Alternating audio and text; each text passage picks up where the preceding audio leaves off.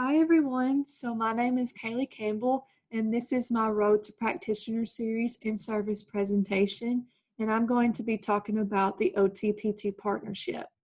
So how many of you have been a part of a team or group project or worked with a partner to achieve a common goal anytime in your life? I know we can probably all say we have definitely experienced this in our life and also just being in OT school. So there are many factors that go into making a team or partnership work smoothly. There are roles, responsibilities, challenges, communication, different perspectives and personalities, and so forth that play into a team or partnership. So this is what we're going to be discussing and learning about today. What makes an effective and successful OT-PT partnership? How are we as future OT practitioners and also going into level 2 fieldwork, going to be ready and equipped to work with our PT counterpart. So our learning objectives for today are identify the similarities and differences of OTs and PTs roles and expertise, explain the importance of an interdisciplinary team approach and collaboration with PTs within clinical settings, and then describe and apply effective communication strategies within an OT-PT partnership. So I just want you to take a moment and answer two questions that are on your handout, and I want you to just jot down a few thoughts and ideas in your own words about what do OT specialize in, and then what do PT specialize in. So once you jot those down, I'll give you just a minute or so, and then we're going to further discuss this in the next slide. So just something to think about. We know that OTs and PTs work together in many different settings, and they each have their own role and expertise that they bring to the table, but they also can overlap. So let's compare and contrast OT and PT. So I just gave a brief summary in short, simple sentences here to talk about each profession. So the PT, they improve movement, mobility, and function utilizing various exercises, stretches, or other physical activity. And then an OT improves function, independence, and fine and gross motor skills to help perform and carry out daily tasks and activities. So going back to PT, their overall goals are to improve and restore movement, strength, and range of motion, decreasing pain, preventing a condition from getting worse, and also educating on ways to maintain overall fitness and functionality. Some of the ways that PT can be used for is to improve mobility after an injury, recovery following a surgical procedure, doing anything with pain management, and also can do things with lung conditions and heart conditions. Some techniques that they use are stretching, application of hot and cold packs, massage, and ultrasound. So with OT, their goals are to maximize your ability to safely and effectively perform various daily tasks, promoting independence and productivity, and also educating caregivers on how to help someone who is undergoing a new clinical diagnosis or maybe having problems with their daily lives. OTs can be used for recovery from an injury or surgery, pain management, neurological conditions such as multiple sclerosis or recovery from a stroke, any developmental conditions, so like autism spectrum disorder, any intellectual disabilities, as well as psychological conditions that can be depression or anxiety, and even working with clients with dementia or Alzheimer's disease. So OT can involve helping you learn or relearn how to perform daily tasks such as getting dressed, eating, bathing, and then teaching you how to use assistive devices such as wheelchairs or walkers, training you on ways to safely get into and out of chairs, into your bed or the bathtub, assisting you with programs to help you return to work. And I know we all know this, but this is just a review. And then for the overlaps that I have in the middle of this slide is that both of these professions have or do rehabilitative care, and they do a lot of hands-on manipulation. And then their goals may be different, but they're all trying to get to an end product and achieving a common goal for their clients, which is improving quality of life and functioning.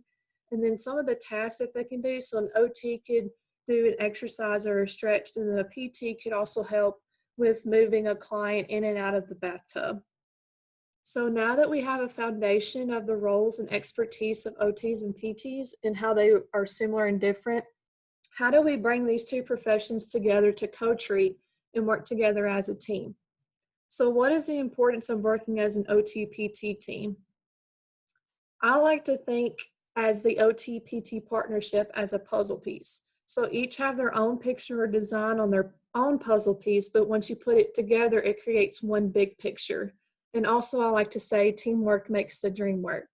So as a review, an interdisciplinary team approach relies on health professionals from different disciplines along with the patient working collaboratively as a team.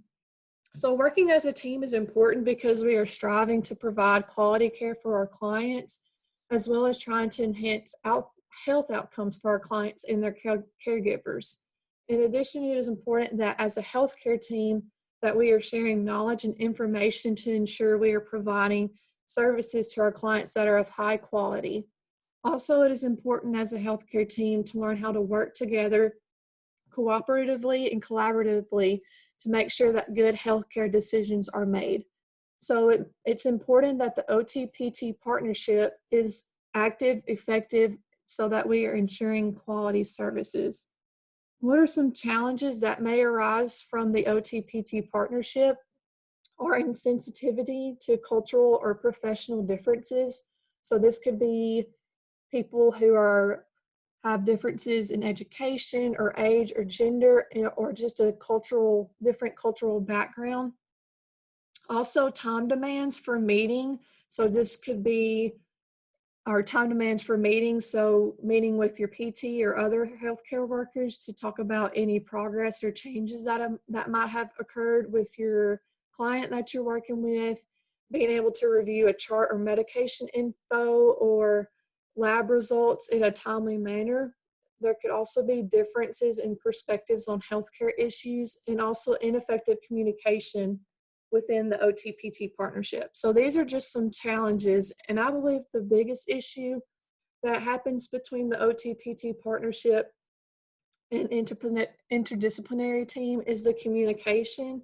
And so that's what I'm wanting to go into next, because this is a huge component within the OT-PT partnership. So before we get into that, I just want you to think again and jot down some strategies that you can think of when collaborating with your PT partner. And then we're going to watch a short video. So I'm just going to give you a few seconds or about a minute or so to think. Also, just to give you a couple of examples, just to get your mind rolling, is that an effective communication strategy could be being an active listener or also being able to receive or provide feedback or criticism. So now we're going to watch this video.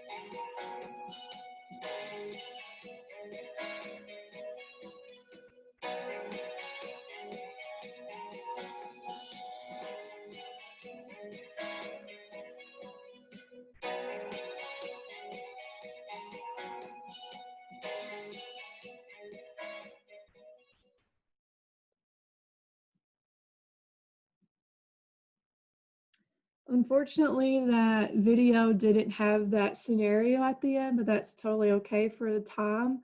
But I thought that video did a really good job of just summarizing what it means to have strategic and effective communication within an interdisciplinary team. So this slide, I just threw out some ideas on what I thought was some good strategies to have a successful, active, and effective partnership.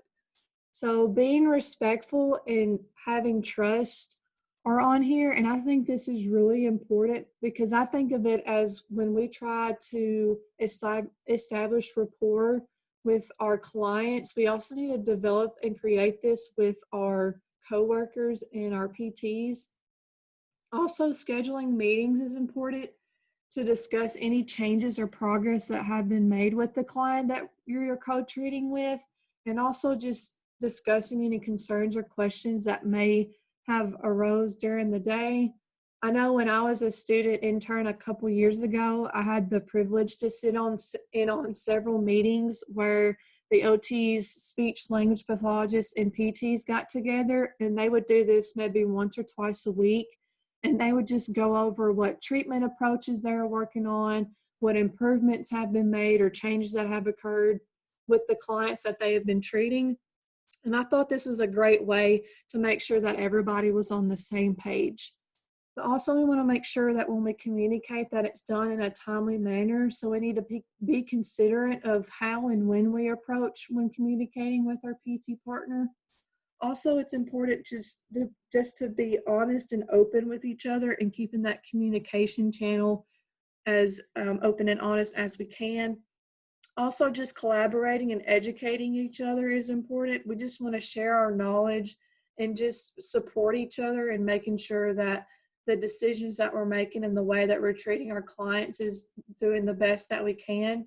We also need to recognize uniqueness because we all bring something different to the table, and we need to make sure that we are accepting different perspectives. Also, it's important to be aware of nonverbal communication, so how we present ourselves with our body language and our facial expressions. And then something else that's really important is written or electronic. So the goals that you're writing or the discharge plans that you're writing for your clients, we have to make sure that this is effective so that everybody's on the same page. So to wrap everything up, it's important as future OTs that we collaborate with our PT partners to ensure that the care and services we are providing are enhancing our clients' quality of life, but also keeping the working environment healthy and effective. So we're going to be working with PT a lot in the future, so it is important that we understand how to do this effectively and successfully. So I want to leave you with just one question. How are you going to apply this in the future and with the upcoming level 2 field work? Just something to think about. And I know that everybody is going to be ready to do this and are going to be equipped. So here are the references, and also this is the information that I used for this presentation. And if you want to go back and look at any of these, you're more than welcome to.